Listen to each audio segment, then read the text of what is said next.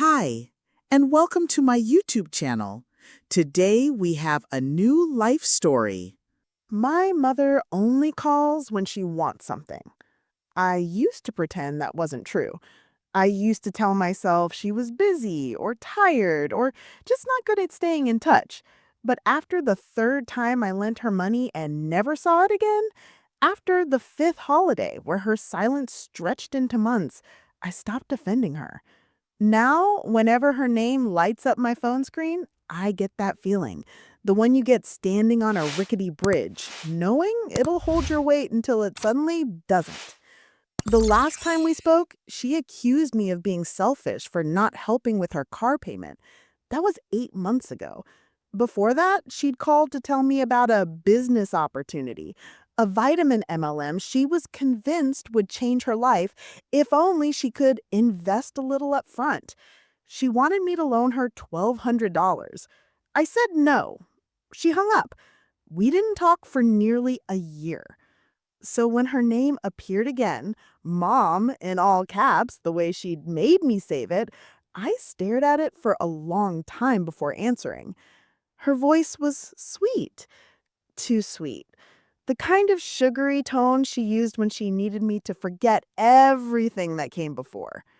"Hi, sweetheart," she said, stretching the word like taffy. "How are you?" I didn't answer the question. "What do you need?" She laughed lightly like I was just being cheeky. "Can a mother call her daughter to say hello?" "I can, but you don't." Silence. Then the real reason spilled out. She was behind on her mortgage. Not by much, just a few hundred, she said quickly, but enough that the bank was threatening to escalate it. She needed to show good faith, just a small payment to keep things afloat.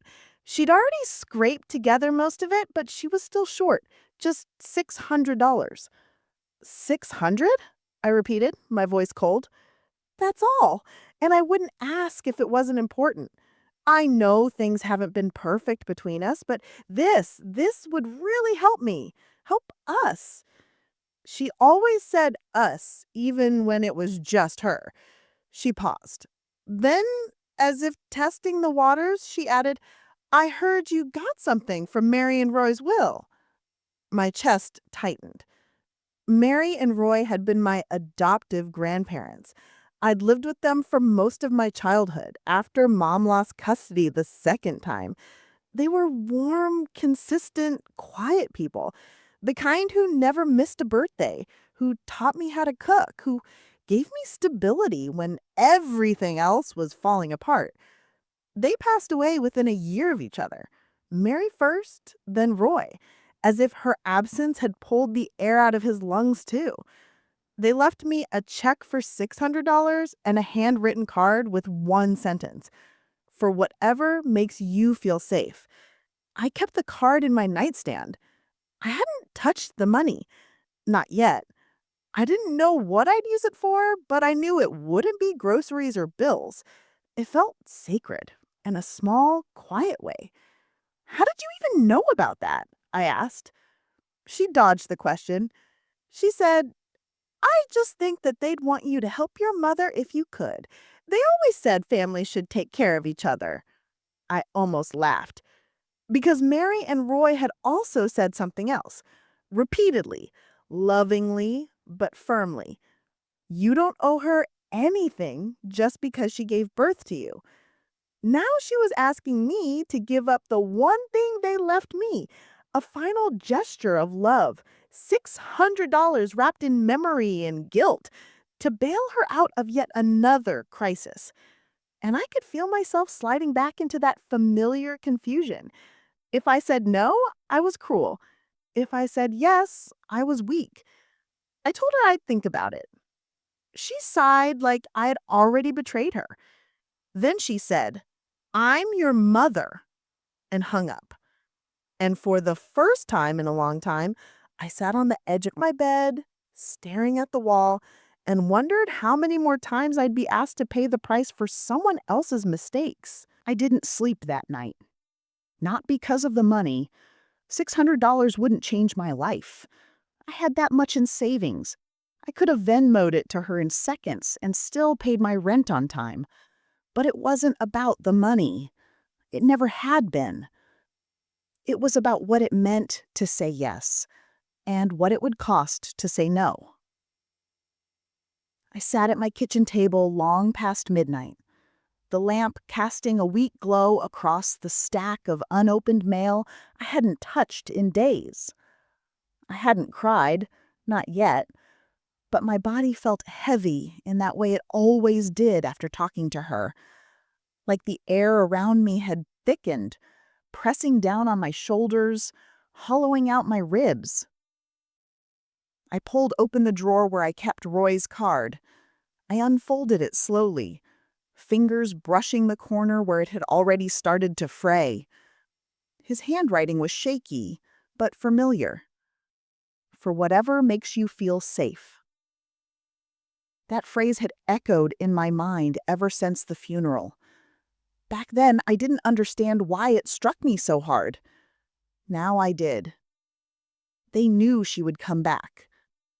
They knew she always did. Every time she fell behind on a payment, every time she lost a job, every time a boyfriend left and took everything with him, she would call, and she'd cry, and I'd help, and she'd vanish again until the next fire started, and I'd always be there, standing by with a bucket, ready to douse it.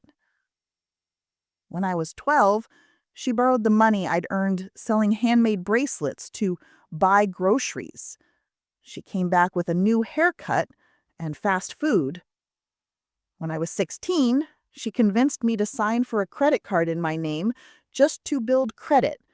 I never saw the card again, but I got the bills for 2 years. She always said sorry, always said it wouldn't happen again. Until the next time. I used to think I was being ungrateful when I got angry.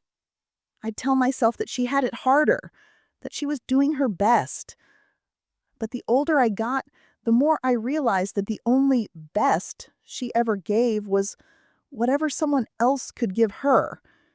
And now she wanted the last thing I'd been given by the only people who never took anything from me. I closed the card, put it back in the drawer, and stared at the ceiling until the sun rose. When I didn't respond the next day, she sent a text. Mom, I'm sorry if I upset you. I just thought maybe this could be a fresh start. Then another. Mom, I've really changed. I'm trying, sweetheart. I just need a little help this time. Then silence. For 3 days. Then, like clockwork, came the shift. Mom, wow, after everything I've done for you, you can't even call me back? I didn't reply. She tried again that night. Mom, Roy and Mary always thought they were better than me, and you've clearly picked your side. And finally, the kicker. Mom, you'll regret this when I'm gone. There it was. The emotional roulette wheel had made its full circle, from sweetness to guilt to martyrdom to threats. I'd seen it before. I knew the pattern. I used to be shocked by it. Now I just felt tired. I called my therapist the next morning and asked for an emergency appointment. You're not choosing between being a good daughter and being a bad one. You're choosing between protecting your peace or inviting chaos back into your life. I didn't answer right away.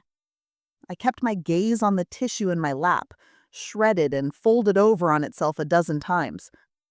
I said, she keeps saying she's changed. People can change, but trust is built on consistency, not apologies. I nodded. She makes me feel like I'm cruel for even hesitating. That's not your cruelty. That's her manipulation. That word still felt too heavy, too sharp, like an accusation I wasn't ready to make. But I wrote it down anyway. I didn't decide what to do in that session, but I did decide what I wouldn't do. I wouldn't trade peace for performance anymore. I wouldn't confuse obligation with love. And I wouldn't pretend that $600 was just about $600. Later that week, I transferred the inheritance into a separate savings account, one I labeled Safe Fund. It wasn't much, but it was mine. And for the first time in a long time, it felt like enough. The next time she reached out, she didn't even pretend it was about anything else. I need the money by Friday. I'm already late. They'll start proceedings. Not hello, not how are you, not even a token show of softness, just straight to the ask, like we were two strangers transacting something soulless. I stared at the message for a full minute. Then I deleted it without responding. For the rest of the day, I carried a tightness in my chest. Not quite anxiety, not quite guilt, just the sick knowledge that another blow was coming, and I'd chosen not to block it. Sure enough, she called later that night. I let it go to voicemail. Her voice, when I finally listened, was breathless and furious. I hope you understand what you're doing. This isn't just about me. If they foreclose, I lose everything. Everything I've worked for. And you'll have to live with that. You'll have to live with knowing your selfishness destroyed your own mother's home. Then, softer, as if she could hear the edge in her own voice. I just don't understand how you could be so cold. After everything. I listened to the message 3 times, and then I deleted it too. When I was 17, I got a call from her in the middle of the night. She said she was stranded 2 towns over, her car dead on the side of the road. No cash, no gas. She didn't ask if I had money. She asked if I loved her, as if those were the same thing. I took 2 buses to get there. By the time I arrived, she was drunk, not stranded, not broke, just intoxicated and trying to get back at the boyfriend who'd left her there. She laughed when I cried, said I was too sensitive, said I should toughen up or I'd never survive in this world. That night, I walked 2 miles home in the rain after she passed out in the backseat of a stranger's car. And still, I had kept answering when she called. Even now, even with everything I knew, part of me wanted to believe this time was different. That this time it really was about a mortgage. That this time she really was in trouble. But what I knew, deep down, was this. She didn't want help. She wanted control. The following weekend, I drove out to a small thrift store in a neighboring town. They were closing down for good, and everything was half off. I didn't need anything in particular. I just needed space, distance, air. Something small and quiet that had nothing to do with her.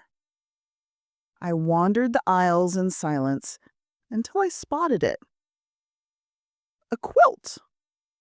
It was old, patchworked in faded tones, corners fraying, stitches imperfect, but it was soft, and it looked like something that had belonged to someone kind. I bought it with the money from the account Roy and Mary had left me. When I got home, I curled up beneath it and didn't think about my mother once. She didn't call again for nearly 2 weeks. Then a short, final message. Guess I know where I stand now. Thanks for confirming what I always suspected. No period, no heart, just bitterness. I didn't reply. I just turned off my phone and went for a walk. 2 months later, I found out through a neighbor that she'd moved out of the house. I drove past it one afternoon, part of me not even sure why. Maybe to see if it was real. Maybe to let go. The house looked smaller than I remembered. The lawn was uncut. The blinds were closed. A for sale sign leaned crooked in the front yard, paint chipping at the edges. She hadn't even told me she'd left. No message, no update, nothing. And yet, I didn't feel abandoned. I felt free. In therapy, I talked about the relief, about the guilt that followed it, about how strange it was to grieve someone who was still alive. Dr. Renner said, "Grief doesn't wait for funerals. Sometimes we lose people in pieces." And I realized I hadn't lost my mother all at once. I'd been losing her since childhood. Every time she lied, every time she used me, every time she looked through me like I was a vending machine for whatever need she had that day. That $600 was never about the money. It was a line in the sand, and I hadn't crossed it. For once. Spring came and went without another word from her. I half expected a resurgence around Mother's Day, some pointed text, some guilt-laced reminder of what I owed her by virtue of our blood, but nothing came. Not even silence with weight behind it, just absence. Empty space where once there was manipulation, demands, and apologies that only ever came with strings attached. I didn't know if that meant she'd finally let go or if she was simply regrouping. I didn't ask. Instead, I spent that weekend with the people who had never asked me to be anyone but myself, my chosen family. My roommate and her girlfriend made lemon tarts. We played cards, watched old movies, and talked about everything and nothing. And for the first time in years, I realized I didn't feel like I was bracing for something. My nervous system wasn't on standby, waiting for a name to light up my screen. She wasn't taking up space in my body anymore. And that felt like healing. It wasn't until June that I saw her name again, not on my phone, in the local court docket. An online listing, easy to find if you knew where to look. I hadn't been looking for her. I'd been researching a property title issue for work, scrolling through public filings. But there it was. Foreclosure, default judgment, notice of sale. She hadn't caught up. She hadn't saved the house. And for one brief moment, I felt something dangerously close to guilt. I closed the browser, reminded myself it wasn't mine to save. That night, I sat on my back porch, wrapped in the quilt I'd bought with the money she had wanted. The sunset painted the sky in apricot and lavender, and I wondered if she was seeing it too, from whatever couch or motel or stranger's spare room she was calling home now. I didn't hate her. I wasn't even angry. But I was done. And there's a quiet kind of grief in that. The grief of choosing yourself over someone you once built your whole identity around. A week later, I got a letter in the mail, handwritten. No return address, but I knew the slanted script immediately. My first instinct was to throw it away. But I didn't. I read it, slowly. It was short, surprisingly so. Sophie, I was wrong to ask. I was wrong about a lot of things. I lost the house. It's not your fault. I just didn't know where else to go. I hope you're okay. Mom. There was no manipulation in the letter. No ask. No guilt bomb disguised as love. Just a quiet sentence at the end that landed harder than anything she'd ever screamed. I didn't know where else to go. She'd built so many bridges out of obligation and fire, and one by one, she'd burned them down. I brought the letter to therapy. Dr. Renner read it twice, then handed it back. "What do you want to do with it?" I shrugged. "I don't know." You don't have to respond. I know. You don't have to feel sorry. I don't. And I meant it. But I still folded the letter carefully and placed it in a drawer, not out of sentimentality, but because some endings deserve to be archived. 1 month later, I got a call from a woman I didn't know, a social worker from a transitional housing program in the next county over. Apparently, my mother had listed me as her emergency contact when she checked in. She's not in crisis, she assured me. She just needed somewhere to stay. She asked us to let you know. I thanked her. I didn't ask for the address. I didn't ask if she was okay. I just hung up. And for the first time, I felt no ripple of obligation, no temptation to drive down and rescue her, no need to wrap her chaos in my calm. She was not my fire to put out. Not anymore. Summer turned the sidewalk soft and shimmering, the kind of heat that made even memory feel distorted. I spent more time indoors, not hiding exactly, just allowing stillness. There's something about silence after a long period of noise. It unnerves you at first, then it teaches you how to listen differently.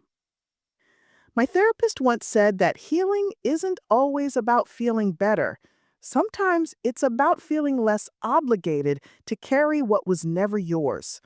I didn't understand that fully until now. Because for the first time in years, I had nothing to explain. No justifications rehearsed in case someone brought her up. No guilt tax added to every good thing I allowed myself. I wasn't constantly calculating whether my peace made me a bad daughter. I was just living. That in itself felt radical. Then came the text from an unknown number. I know she's staying at that shelter. I'm trying to help her. She mentioned you won't speak to her. Could we talk? I stared at it, unsure who I was. There was no name attached. After a few minutes, another message came in. Sorry, this is Angela. I'm her cousin. I think we met when we were kids. I remembered Angela faintly, a distant relative from my mother's side who used to visit during family barbecues, back when I still called that side of the family mine. She'd always been kind, but she'd vanished around the time everything started falling apart. I didn't reply right away. I waited a full day before I finally wrote back. Hi, Angela. Yes, I remember.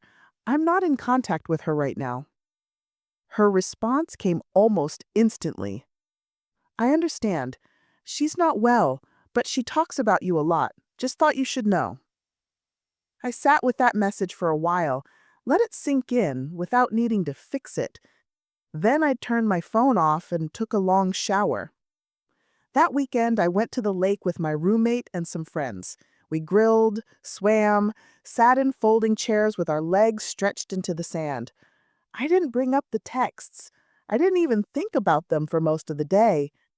Until someone asked, "Do you talk to your mom much?"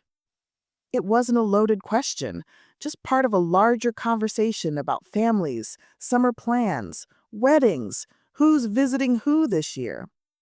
I hesitated. Then I said, "Not really. It's complicated." And that was it. No need to defend her, no need to defend myself. No shame. Just a boundary, stated simply. It felt like breathing. That night, as we packed up, my friend Harper handed me a leftover burger wrapped in foil and said, "You seem lighter." I laughed. "Do I?" "Yeah," she said. "Like you stopped waiting for a door to open that was never yours to walk through." Her words hit me in the chest. Because that's exactly what it was. I'd spent most of my life rattling the handle of a door labeled Mother, hoping it would open and reveal something safe, something warm. But behind it had always been the same cold room, full of shadows, unpaid bills, and disappointment dressed up as devotion. And I had finally walked away. In August, I donated the last of the money from Mary and Roy's gift. A women's center was doing a fundraiser to provide transitional housing for young people aging out of foster care. I read the flyer 3 times before realizing it was exactly the kind of thing they would have supported, the kind of help that didn't come with strings, only safety. I made the donation online, typed "in honor of M and R" in the dedication box, clicked submit, then I pulled out the card they'd left me and read it one more time. For whatever makes you feel safe. This time, I understood what they meant. It wasn't about using the money to buy something. It was about using it to reclaim something. My right to choose peace. My right to say no. My right to stop giving pieces of myself to someone who only ever saw me as a tool.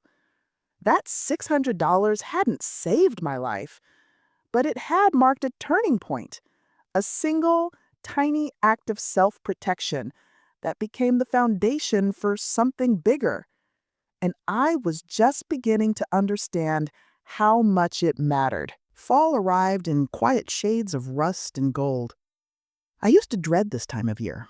The shortening days, the early darkness, the chill that settled into my bones like memory. But this time was different. It didn't feel like a closing. It felt like a boundary drawn in soft light. Like the start of something slower, steadier. A version of life I hadn't known how to want before. I'd stopped waiting for her to change. That was the truth of it. Not in bitterness, not with malice. Just in quiet understanding. The kind that arrives after the grief has wrung you dry and left you still standing. And in that stillness, I finally began to build. One evening in September, I got a letter. This time, the envelope had a return address. It was from the shelter. The handwriting was hers. Inside were 2 pages. No accusations, no requests, just words that felt like breath and apology tangled together. Sophie, I'm still not well, but I'm clearer. I don't expect anything. I just wanted to say thank you for not sending the money, for making me face things, for making me stop.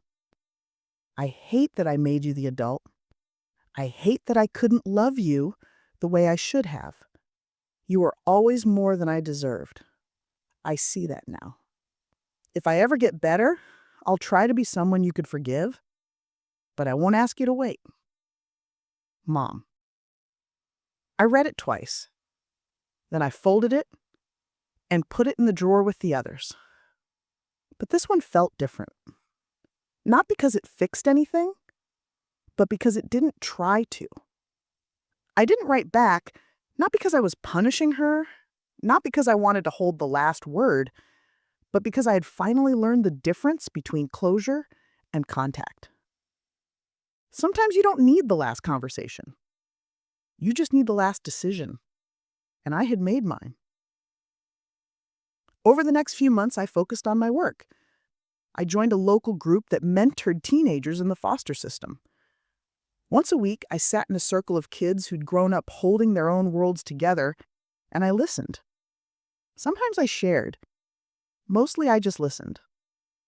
One of them, a girl named Jasmine, 15, guarded and sharp, asked me once, "Do you talk to your mom?" I told her the truth. No, but I used to. She looked at me not with pity, but with recognition. She'd do something bad? She did a lot of things. But mostly, she taught me what not to become. Jasmine nodded, like that made perfect sense. Cool, she said. Me too. By the end of the year, I'd moved into a new apartment. Nothing big. A 1-bedroom in an older building with creaky floors and sun that poured in through crooked blinds. But it felt right. Safe. One afternoon, I unpacked the last box and came across the card from Roy and Mary again. I hadn't looked at it since the donation. For whatever makes you feel safe. This time I didn't cry. I smiled because I finally understood safety isn't a place, it's a decision. It's saying no when you've been trained to say yes. It's keeping your money, not because it's worth much, but because you are. It's refusing to carry the consequences of someone else's chaos, even when they call it love. It's a quilt bought at a thrift store, a letter you don't answer, a number you delete, a child you protect, even when that child is you. My mother is still out there somewhere. I don't know if she's gotten better. I don't know if she ever will. I don't know if one day I'll get another letter or another call, or if she'll vanish from my life the same way she always reappeared, suddenly and without explanation. But I do know this: I won't trade my peace for hope. Not again. Because the last time I said no to her, it felt like betrayal. But this time, it feels like becoming someone I can trust. And that's a kind of inheritance, too.